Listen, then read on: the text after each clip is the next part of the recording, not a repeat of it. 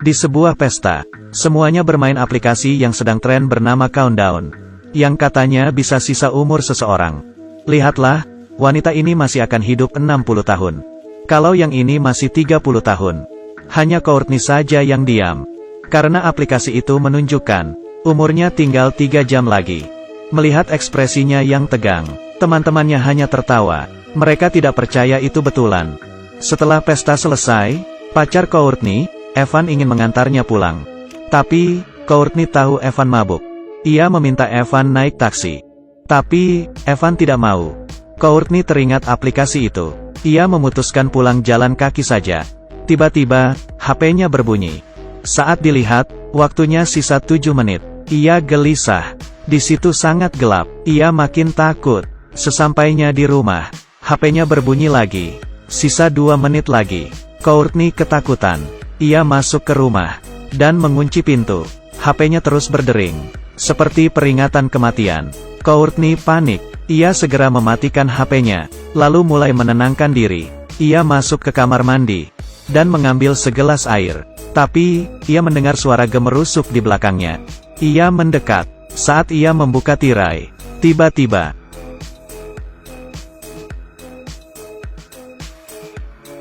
saat ia jatuh, waktunya menjadi 0.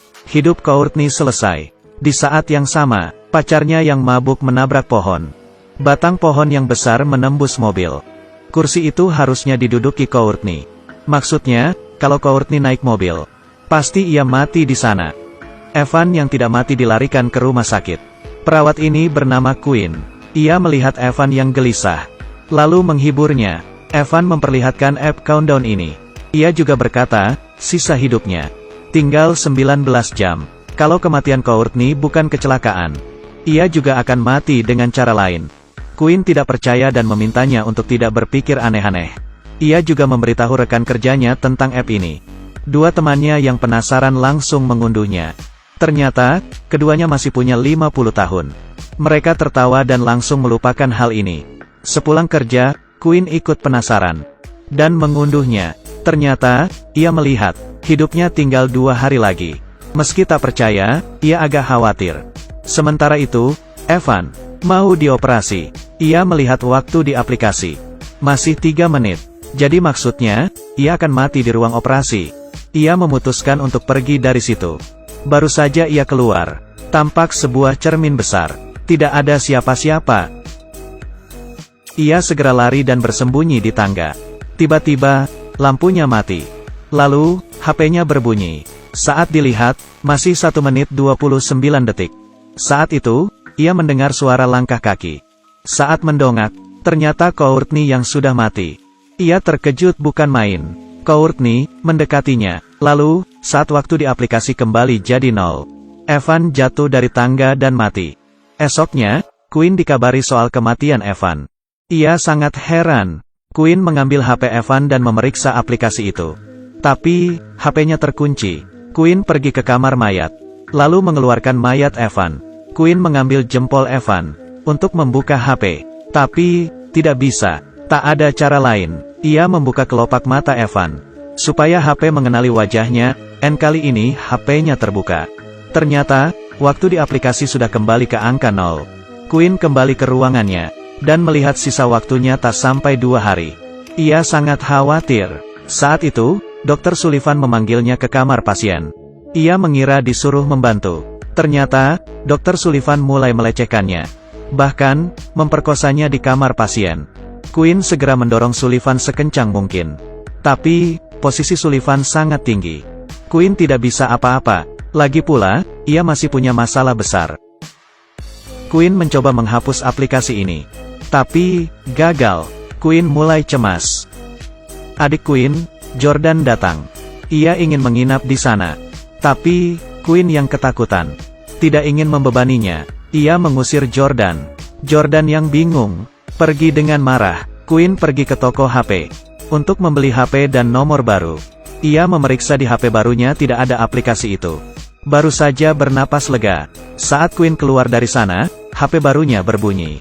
Ternyata, aplikasi itu terpasang secara otomatis. Seperti iblis yang menempel padanya. Di mobil, Queen melihat waktunya sudah tak sampai sehari. Hatinya sangat kalut. Saat itu, ia melihat bayangan hitam di kamera belakang mobil. Saat menoleh, tidak ada apa-apa. Queen makin curiga. Tiba-tiba, ia keluar dari mobil. Tapi, iblis itu sudah hilang. Pria yang mobilnya tertabrak marah-marah. Hampir saja Queen dihajar. Seorang pria bernama Matt keluar dari toko, membantu Queen, dan mengusir pria itu. Lalu, Matt menunjukkan app di HP-nya.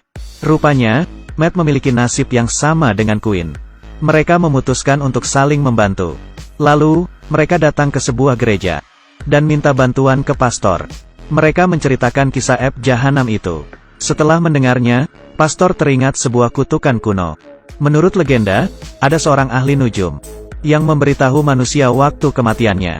Bila ingin menghindarinya, manusia akan dihantui oleh iblis yang akan menyiksanya hingga mati. Tapi, pastor ini juga tidak tahu jelas kenapa iblis membuat aplikasi untuk mengutuk manusia. Matt juga bingung. Pastor berkata, bila ingin mematahkan kutukan, mereka harus mengetahui kode aplikasi dan mencari seorang hacker. Queen ingat, bos toko HP adalah ahli IT. Ia bergegas ke toko HP dan membayar mahal bos toko HP untuk meretasnya. Mereka berhasil masuk ke sistem dan melihat sisa hidup semua orang di bumi. Queen menemukan nama adiknya, yang ternyata sisa hidupnya lebih pendek darinya. Queen panik. Dengan tenang, bos toko mengganti angka di sana. Ia menambahkan 60 tahun untuk dirinya. Saat melihat HP, angkanya berubah. Lalu, ia menambahkan juga milik Queen dan beberapa orang lainnya. Dengan begini, mereka dapat panjang umur. Queen dan Matt akhirnya tenang. Hubungan mereka semakin dekat. Malamnya, saat Queen tidur, ia merasa Matt sedang memeluknya. Tapi, Matt baru saja masuk.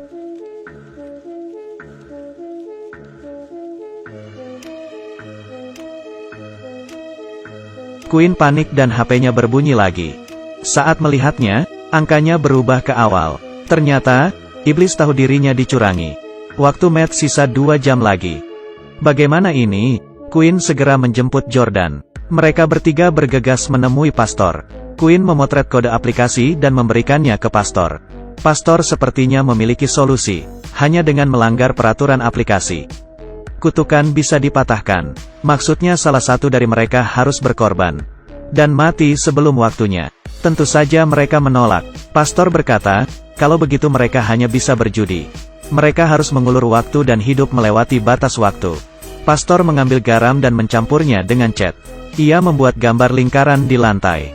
Menurut legenda, gambar ini bisa menangkal iblis. Mereka berdiri di lingkaran. Saat itu, terdengar suara raungan di berbagai arah. Iblis datang. Untung saja, lingkaran itu berfungsi. Iblis tidak bisa masuk. Mereka sangat gugup.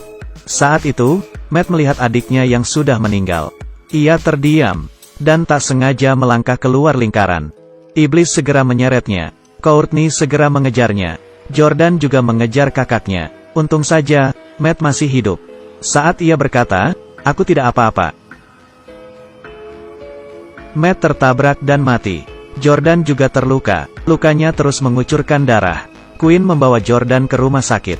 Setelah membalut luka Jordan, ia menyadari waktunya tak banyak. Saat itu, ia melihat Dr. Sullivan yang mesum. Queen ingat ia juga mengunduh aplikasi itu.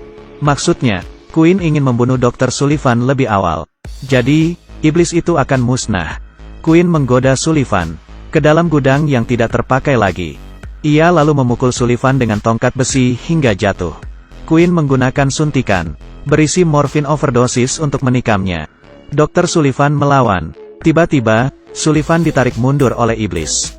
Iblis menyelamatkannya. Selesai sudah. Waktu Jordan tak sampai 2 menit. Iblis sudah menemukannya. Di saat-saat terakhir, Queen berkorban dengan menyuntikkan morfin itu ke lengannya. Ia bunuh diri lebih awal demi menyelamatkan Jordan dan melepas kutukan. Ia pamit pada Jordan. Lalu, di depan iblis, Queen jatuh ke tanah. Iblis menarik Queen ke atas. Queen melihatnya sambil tersenyum. Lalu mati. Iblis sangat marah dan perlahan hilang. Lalu, Jordan merangkak ke sebelah Queen.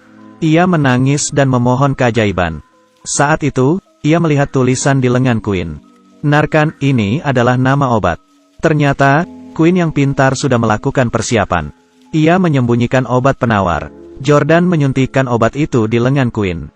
Akhirnya, Quinn sadar. Ia berhasil menipu iblis dan menyelamatkan Jordan. Beberapa waktu kemudian, hidup mereka kembali seperti semula.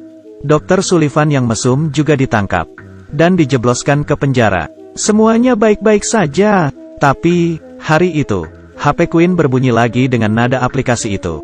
Saat dilihat, aplikasi Countdown versi 2.0 telah terpasang.